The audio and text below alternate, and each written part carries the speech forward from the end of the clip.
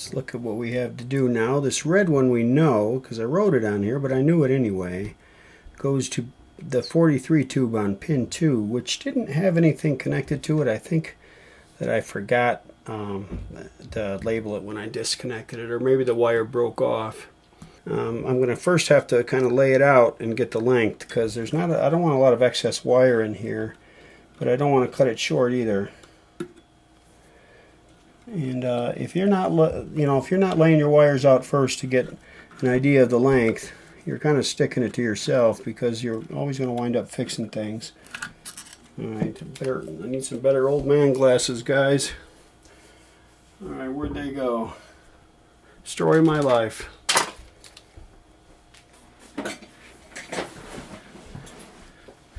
Watched a really cool movie over the weekend with my son and his girlfriend. The movie is called The Martian. I'm sure a lot of you have seen it. I'm sort of behind the times all the time, and I don't get out much, if you know what I mean. And so it was the first time I'd seen it. I think it's probably a 3 or 4 year old movie, but it was pretty good. I think it was Matt Damon played in it, and he did a good job. It was a funny movie, but it had its suspenseful moments too, and it was semi-believable. I love science fiction, but there are certain things about science fiction that drive me nuts. Like, those of you that make science fiction movies, there's no noise in space. There's no sound in space because there's no air there, okay, guys? Get that straight, will you please? You're ruining the movie for us people that pay attention. But anyway, this movie didn't have those kind of blatant errors, and all the things they did were actually pretty believable. You know, they got a little bit far-fetched at the end, but for the most part, it was a pretty good story, and it's one I can imagine happening. But if you haven't seen the movie, you ought to check it out if you're a movie-watching kind. I don't see many movies. I have not been to a movie theater since the very first Lord of the Rings, and I just don't. Just theaters aren't my thing. I would rather buy the DVD and watch it, and if I have to wait to buy that DVD, it does not bother me. There is no movie out there that I am in a hurry to see. That is how they make all their money, by all the yokels that are in a hurry to see stuff, and that's not me, man. Too many things to do. You spending time sitting in some sticky chair in a movie theater. That's not to say I don't love movies, but I think the production companies are finally getting the idea that or maybe they've had the idea for a while and I just haven't noticed. But that, hey, there's a lot of us that like movies but don't like to go to see movies at the theater, and so they're starting to get them out on the DVD format, a lot earlier. And actually, anymore, I don't even watch them on DVD. I mean, it was on Netflix. All right, there we go. That red wire is in the right place. Let me put a little bit of sticky metal on it, and we'll get on to the next one. It's a tight quarters, man. This is kind of like that Philco I just finished. Good Lord, what I wouldn't give for a nice RCA that had a big wide open spaces inside of there. But my next several customer radios are all tabletops. I do have a Grunow teledial to do, and I have a big Zenith tombstone to do.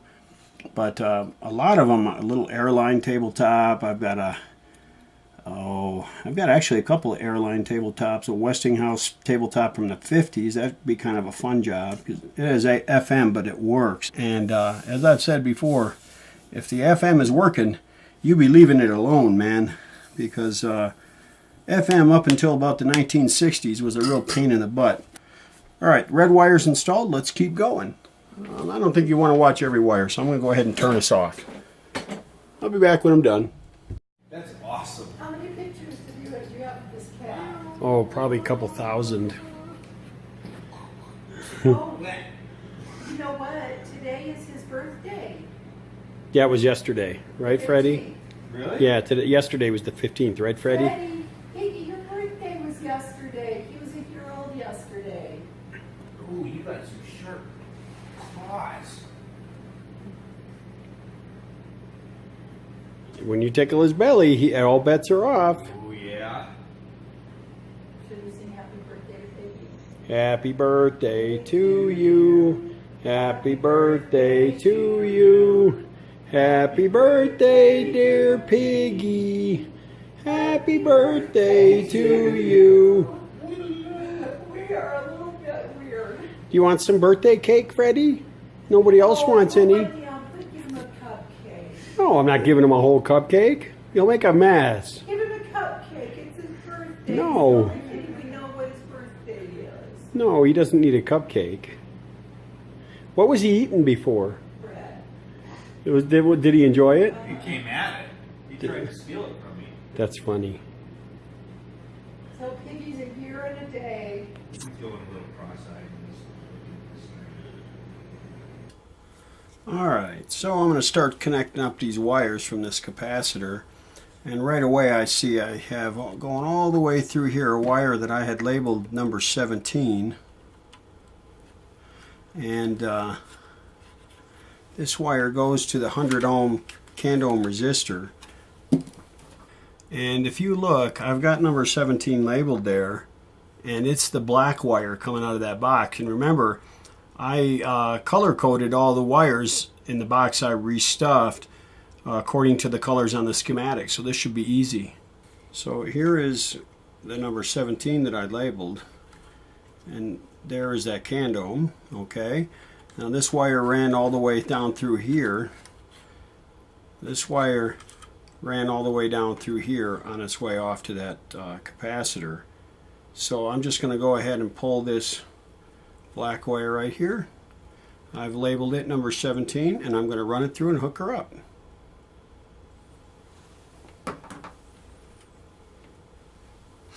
Now I made these wires long enough so that I have a little bit of wiggle room as far as how I route this wire. I need to be aware of wire dress, of course, but this is one of those radios where they don't seem to be all that careful about wire dress. And I think it's just as important to route it in a way that's repairable later, or easy to get to later.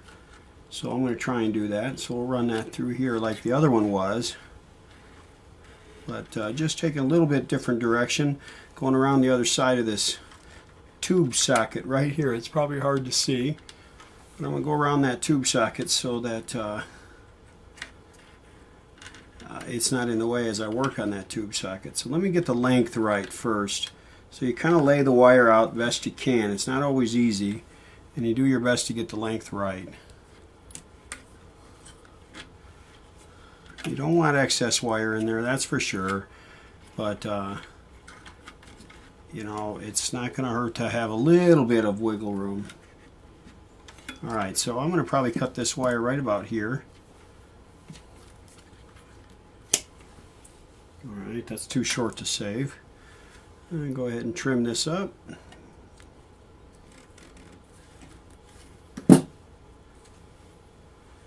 And what's really cool about this particular spot is it's already, the solder is already, there's already a spot to put it without having to desolder it. Let's get this back here. What's really hard, you can't see it, but I'm trying to pack this wire back up against the wall, the corner wall of this chassis, so that it's out of the way.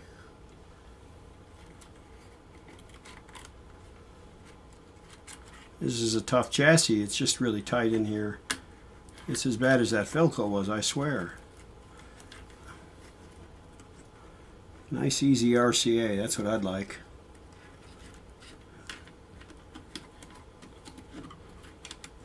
Alright, that might be a lost cause.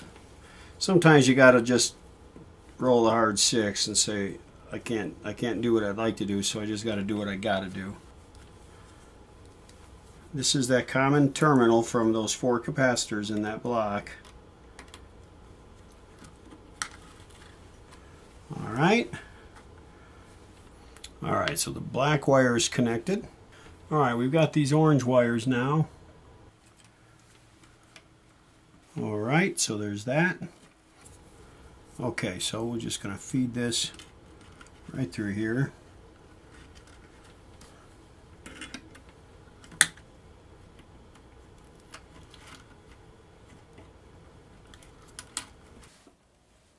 Okay guys, let's take a look at where we are so far in this. I've been working a long time without videoing it because most of it's real grunt work, the capacitor replacement stuff. Now I haven't done much on the top side yet, okay? I just cleaned it up. But I will show you that, I don't know if, I'm hoping I can show this to you. I got this stuff in here real nice and clean.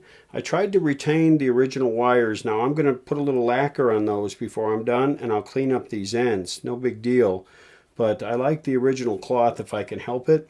And this is just, these are just for the lamps, and there's no chance they're going to short against anything, so I'm not worried. They're not in bad shape. They just look a little bit, worn and weathered. So this is all clean. I got this guy restuffed. Of course, I'm going to have to connect this ground. All right, I'll probably, there's a screw right here. I'll connect it to that screw. This has all been cleaned up, you know, no big deal. This is all basic stuff. Got this all cleaned up.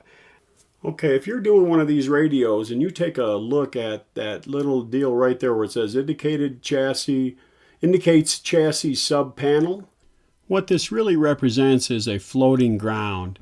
That is that there is a signal ground in the radio where all the usual things that you're used to seeing go. The chassis ground goes to like a ground wire, which is isolated from chassis ground using a capacitor. Normally in transformerless radios, that's how it's done. That capacitor is usually on the order of about 0.05 microfarads. And you'll see in several locations on the schematic. Let me see if I can pan out here and find those locations. Here's one right here. Okay, there's another one. These are the isolated ground, basically the signal ground. It's not really a chassis ground so much as a signal ground. And there's like 4 spots on this radio that is set up that way. And if you look at this simplified schematic that I've been using, it's got the same things right there. All says sub panel. Okay. Now the sub panel is basically the ground for the signal, and it grounds to the chassis ground right here in this capacitor, which happens to be that metal box that we rebuilt. This one right here. Okay. And you see this 0.05 microfarad capacitor in the inset? Okay, that thing goes from this black wire here that I've labeled 17. It goes right to the case of that box. Basically, that uses that metal box as a shield, okay? But what I'm saying is that line 17, that black wire, is basically the signal ground wire for the chassis. And it goes through that 0.05 microfarad capacitor right to chassis ground. Okay. There is one place where there is a connection directly to chassis ground, and that is right here. If you look at these line filter capacitors right here, 0.03, 0.03, okay? Now I replaced these with safety caps because they connect between the line and ground directly. That is the symbol for ground. That is the symbol for the signal ground. So the way they connect to ground is right here. If you look at the safety caps that are inside that metal box, you have these 2 safety capacitors. Remember that each one of those capacitors is across the line, or across half the line, and they connect to a ground wire right there. Now that wire right there is this brown wire, okay? Now this brown wire goes off to a chassis sub panel. Okay, and that sub panel is grounded. Okay, so you basically connect this up to direct ground, which then on the radio, that is the sub panel right there, and you connect that to ground, to like a ground source somewhere out in the world. Okay, and in that way you can absolutely ground to earth those capacitors, those safety capacitors. And that is how you filter noise out of the line, okay? But you have to go through safety capacitors so that if, safety capacitors are designed so if the capacitor ultimately fails, it doesn't fail in a short. Instead, it fails as an open, and that prevents this chassis from going live right at this point right here.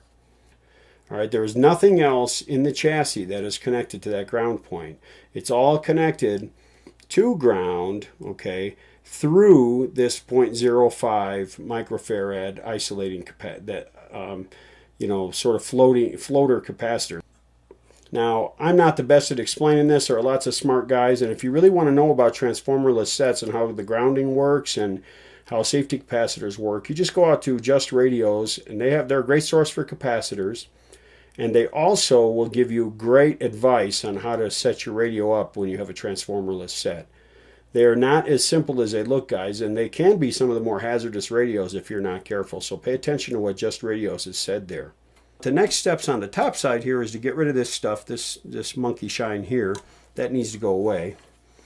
And underneath, I'm pretty well, just want to show you, I'm not done yet because I have this stuff down in the RF section to get done, but that's when I run the antenna wire in and all that.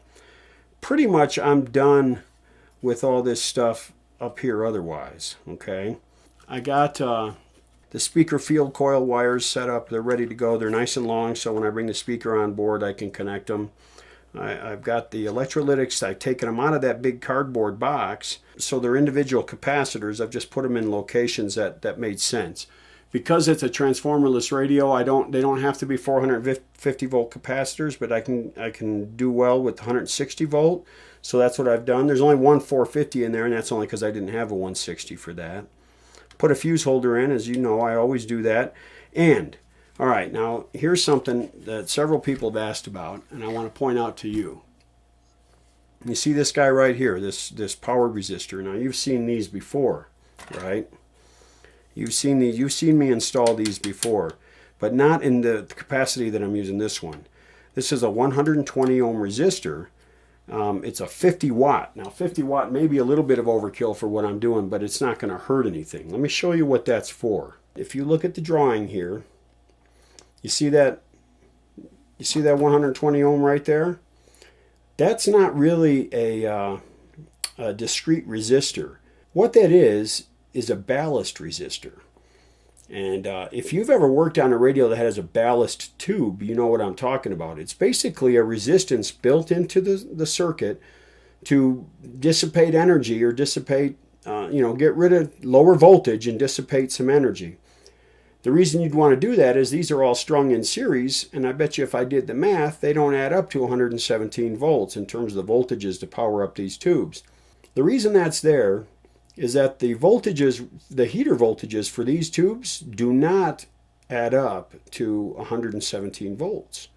Okay, and you needed something to lower the voltage coming in so these tubes would operate properly, and that's what that resistor does. It's just like a power resistor I use to drop voltage from 125 volts that we typically have here in Salt Lake City down to 117 or so. This takes the 117 that was available then and drops it down to a point at which these tubes will operate correctly. That's all it's there for. Now, how did they implement that on the radio? Well, that's the curious thing. If you look at the comments early on in this series, you'll see that a lot of people asked, hey, was that 120 ohms a curtain burner? Well, what's a curtain burner? Well, what it was in the line cord, in the cloth-covered line cord, there would be a long resistive element as a third sort of conductor in that cord. And that resistive element would actually get hot. And it was designed to just like it sounds, it was designed to basically burn up voltage. So the voltage coming in to the heaters for these tubes, or the filaments for these tubes, was lower than 117. You'll notice that this thing is not in series with the line that goes off to create high voltage. It's only in series with the part of the line voltage that goes off to the heaters, okay? That's because you still need 117 over here, but you need probably something less, like maybe 90 or 95, whatever. I'll have to do the math and add that up. The reason I'm stalling is because I don't remember which ones of these are 25s. I think 2 of them are, but it might be 3. But in any event, that lowers the voltage to take care of the lower voltage requirements of those elements. So that's all it is. People are talking about curtain burners because back in the day, these things were sort of infamous for failing and catching your house on fire. You'd have a radio sitting by a window, right? And maybe that thing had been stepped on a few times or bent one too many times, whatever, and the insulation on that heating element breaks down, or the element itself breaks down, It gets too hot, lights the cloth insulation of the wire on fire. Next thing you know, you're calling the fire department looking for a new home. So that's the whole idea here. So as I said, I installed this power resistor there, okay, and doing that, naturally this thing is going to generate some heat. So I wanted to put it somewhere where, it was nice and tight up against the chassis. Okay, chassis is metal, it'll take that heat away. And somewhere where, something directly adjacent to it isn't going to be harmed. Now the phenolic is probably, for that little terminal board, is probably the closest thing to it, and it really won't hurt that. But it would probably not be good for those caps if they were too close. But because it's mounted up against this chassis here, and there's nothing there on the other side that'll be damaged, most of that heat's going to get sucked away in the chassis. Okay, and I don't think it's going to get so hot that it's going to be a risk with the radio. So we should be good. So that's my plan. Like I was starting to say, I've installed all the electrolytics. They're good. I've tested these can domes. Believe it or not, they're spot on. No problems there. I've replaced all the dog bone resistors. Dog bone resistors are cute, but I'm not a fan of them because if they haven't drifted yet, they'll drift soon when you start using this radio a lot. So I've gotten rid of the dog bones. In fact, a lot of them broke as I was just removing them. I mean, they snapped so easily, so they were ready anyway. Cleaned up a bunch of stuff. I'm getting ready to do this stuff, the remaining work down here in the RF. I think that's about all I can say. We're making progress. Next thing I'm going to do is to clean up this thing right here, okay? I need to do my basic cleaning and lubricating on the condenser. Now, it's in pretty good shape, but there is something I have to do, though, and that is that it is on a little planetary ball drive right here, a la Philco. I'm going to have to take this off and clean it and lubricate it and put it back together. Right now, it's not working so well, and I'm not quite sure why, but what I do know is that the knob does not fit on this brass shaft. It fits on this guy, so I'm going to have to sort out why that's not working and see if there's something I can do about it. If there's nothing I can do about it, then we're going to have to figure out how to make that work, maybe by drilling the knob out a little bigger with a longer neck and having it attach right here. I don't know. We'll figure it out. But I'd prefer to make that planetary drive work if I can. All right, maybe the balls are just stuck and so they're not able to turn and actually transfer the motion to the outer shaft. Maybe they're just sliding in there. All right, so I'll do that. I'll clean that out. I'll clean the ball bearings, the usual clean the ball bearing thing. I'll clean the contact fingers. That's always something you want to do is clean contact fingers with deoxit or a reasonable facsimile of deoxit. I'll explain that later. And I'm going to kind of clean all this up here too. I don't like to replace these if I don't have to, and it doesn't look like I have to. So I'm going to clean this up and lacquer that wire and these wires here too. There's nothing wrong with them other than they're kind of ugly looking, but there's otherwise nothing wrong with these wires. And it's all low voltage stuff anyway, so it's not a problem. I do have a grommet here. There was actually a grommet. It's so hard that it feels like plastic. But I'm going to have to replace this grommet. I'll probably use a Philco tuner grommet or something like that to replace it. And on this radio, there really is just one place for a grommet, and that's right here. Remember, this was an inexpensive radio, so that was a way to, they mounted it on this board, this phenolic board right here at the front. Okay, the tuning condenser sits right here, and the front is mounted to this board. Okay. And there's no grommet here between the screws and the board. So the only grommet really is right here. Okay, and I'll go ahead and put that on there. I'm just going to leave this. I don't really need to wash this, so I'm not going to. And I'm going to leave this cardboard in place. I don't know why that's there. I think it's a heat shield from this 78 tube right here.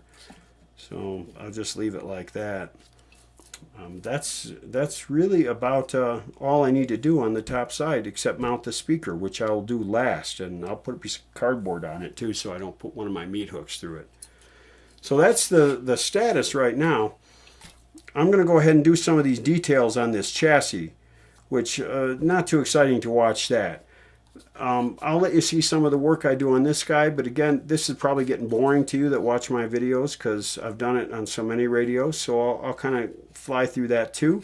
When I get ready to mount this back on the chassis, I'll show you that, and especially when I take this little guy right here apart, which is going to be a mystery to some of you guys. When I take that apart, I'll show you that, okay? So let me get started on this chassis. Next time you see the video, will reopen with this stuff here done and off of there. And I'll probably have this RF stuff done too. Well, all right, boys and girls. I'm going to cut this one a little bit shorter this time. Next time we get into this radio, we're going to start digging into this tuning condenser, and we'll do the stuff that, you know, we don't normally do with every single one, like this this tuning drive on the end. So I hope you look forward to that. That'll be coming out the next day or two. So for now, I'm going to wrap it up. From your Western Outpost in Salt Lake City, this is Michael. That's all for now.